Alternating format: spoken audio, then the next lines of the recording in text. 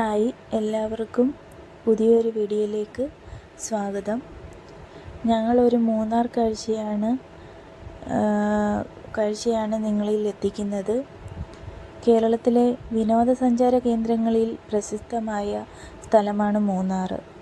അവിടുത്തെ സുഖകരമായ കാലാവസ്ഥയിൽ ആകൃഷ്ടരായ നൂറ്റാണ്ടുകൾക്ക് മുമ്പ് തന്നെ വിനോദസഞ്ചാരികൾ ഇവിടം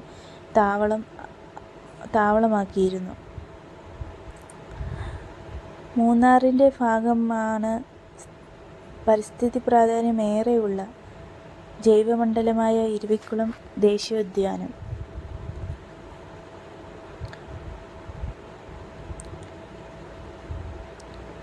അവിടെ നമ്മൾ ഒരു 8 മണി ആയപ്പോഴത്തേക്ക് എത്തി. എൻട്രൻസിൽ വലിയ ക്യൂ ആയിരുന്നു. മാക്സിമം നമ്മളൊരു 8 മണിയാകുമ്പോഴത്തേക്കെങ്കിലും എൻട്രൻസിലെത്തണം. അവിടെ നമ്മൾ ടിക്കറ്റ് എടുത്തതിന് ശേഷം നമുക്ക് അവിടെ ബസ്സിനെ ആശ്രയിക്കേണ്ടി വരും മുകളിലേക്ക് പോകുവാൻ. വംശനാശ ഭീഷണി നേരിടുന്ന വരയാടുകളുടെ ആവാസ കേന്ദ്രമാണിവിടം. ഇടുക്കി ജില്ലയിലെ ദേവികുളം താലൂക്കിലെ ഇരവിക്കുളം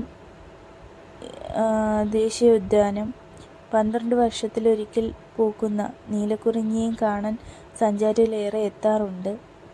പക്ഷേ അവിടെ നീലക്കുറിഞ്ഞിയുടെ ചെടി മാത്രമേ ഞങ്ങൾ കണ്ടുള്ളൂ, പൂവൊന്നും കണ്ടില്ല. പിന്നെ ദക്ഷിണ ഭാരതത്തിലെ ഏറ്റവും ഉയരം കൂടിയ കൊടുമുടിയായ ആനമുടി ഇരവിക്കുളം ഉദ്യാനത്തിലാണ്. 97 ചതുരശ്ര കിലോമീറ്റർ വിസ്തൃതിയിൽ വ്യാപിച്ചു കിടക്കുന്ന ഇരവിക്കുളം ഉല്ലാസയാത്രകൾക്കും പ്രകൃതി സൗന്ദര്യം ആസ്വദിക്കാനും അനുയോജ്യമായ പ്രദേശമാണ്. ഇരവിക്കുളത്തെ എക്കോ പോയിന്റ്, രാജമല എന്നിവിടങ്ങളിലാണ് സഞ്ചാരികൾ കൂട്ടമായി എത്താറുള്ളത്. രാജമല വരെ മാത്രമേ സന്ദർശകർക്ക് അനുവാദം ഉണ്ടായിരിക്കുകയുള്ളൂ.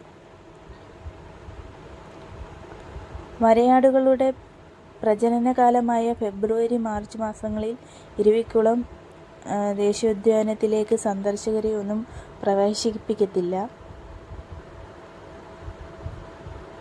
രാവിലെ ഒരു 7 മണി മുതൽ 6 മണി വരെയാണ് സന്ദർശന സമയം അനുവദിക്കുകയുള്ളൂ. മാക്സിമം ഒരു 8 മണിയാകുമ്പോഴത്തേക്കെങ്കിലും എത്താൻ ശ്രമിക്കണം.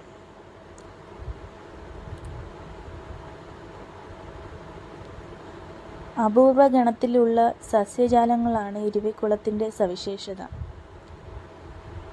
ചോലവനങ്ങളും പുൽമേടുകളും നിറഞ്ഞ ഉയരം കൂടിയ പ്രദേശങ്ങളിലെ ഔദ്യോഗിക